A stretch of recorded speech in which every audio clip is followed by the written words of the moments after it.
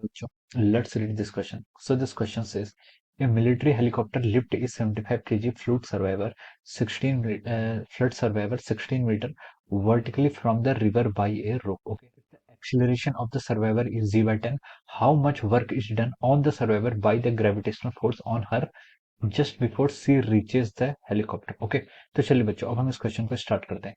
तो देखिए बच्चों, इस क्वेश्चन का की कॉन्सेप्ट आप क्या लिख सकते हैं? The key concept of this question, the key concept of this question, हमें यहाँ पर क्या निकालना है? हमें यहाँ पर work done on the survivor निकालना है। Work done on the survivor by the gravitational force. Okay, work कौन कर रहा है? आपका ग्रेविटेशनल फोर्स। ओके, तो हम लिख सकते हैं the key concept of this question is work done by gravity. क्या लिख सकते हैं? वर्क डन बाय ग्रेविटी लिख सकते हैं, या फिर work done by gravitational force लिख सकते हैं। ओके, देखिए बच्चों, अब हम इस क्वेश्चन को स्टार्ट करते हैं। ओके, तो देखिए बच्चों, वर्क डन बाय ग्रेविटी किसके इक्वल होगा? देखिए वर्क होता क्या आपका? वर्क होता है आपका force into displacement. Okay, work is defined as the force vector dot और dot product of force and displacement. ये क्या कहलाता है? आपका वर्क डन के इक्वल होता है। या फिर हम इसको लिख सकते हैं, देखिए magnitude of force, magnitude of displacement into cos of theta. Okay, ये आपका क्या कहलाता है? आपका वर्क डन हो जाएगा। ओके, तो देखिए बच्चों, ये आपका क्या वर्क डन हो जाएगा। ओके, अब देखिए, अब हमसे क्वेश्चन पूछा कि ग्रेविटेशनल फोर्स उस पर क्या कर रहा है? आपका कितना वर्क डन कर रहा है। ओके, तो देखिए, अगर आपका कोई सर्वाइवर है, सर्वाइवर का military helicopter lift is 75 KG fluid survivor. जो आपका सर्वाइवर है, मान लीजिए आपका सर्वाइवर है, इसका मास कितना? आपका 75 केजी गिवन है। ओके, तो देखिए ये इसका जो मास 75 केजी गिवन है, तो इसमें क्या करेगा? एक डाउनवर्ड डायरेक्शन में फोर्स लेगा 75 जी। क्या लेगा? आपका डाउनवर्ड डायरेक्शन में क्या लेगा? इस पर 75 जी फोर्स लेगा। और ये मान लीजिए कोई आपके रोप है। Okay, vertically from the river by the rope. Okay, rope है, इस रोप पर क्या लगा रही? कोई फोर्स लगा रही है हेलीकॉप्टर ऊपर आपका। ओके, वो क्या कर रहा है? इसका ऊपर की तरफ क्या कर रहा है? खींच रहा है। ओके, अपनी तरफ क्या कर रहा है? पुल कर रहा है। ओके, तो हमें वर्क डन बताना है, आपका जो ग्रेविटी है वो कितना वर्क डन करेगी इस केस पर, हमें यहाँ पर वो बताना। ओके, तो देखिए बच्चों, यहाँ पर जो आपका फोर्स है, फोर्स जो आपका, देखिए यहाँ पर कौन सा फोर्स लगाना है? यहाँ पर हमें ये इस फोर्स से मतलब नहीं है, हमें फोर्स है कि हमें मतलब किस चीज से? If the acceleration of the survivor g by 10, how much work is done by the survivor by the gravitational force. Gravitational force जो वर्क कर रहा है। ओके, तो देखिए ग्रेविटेशनल फोर्स की डायरेक्शन थी आपकी डाउनवर्ड डायरेक्शन है, और जो आपका डिस्प्लेसमेंट होगा, डिस्प्लेसमेंट क्या होगा? आपका अप डायरेक्शन होगा।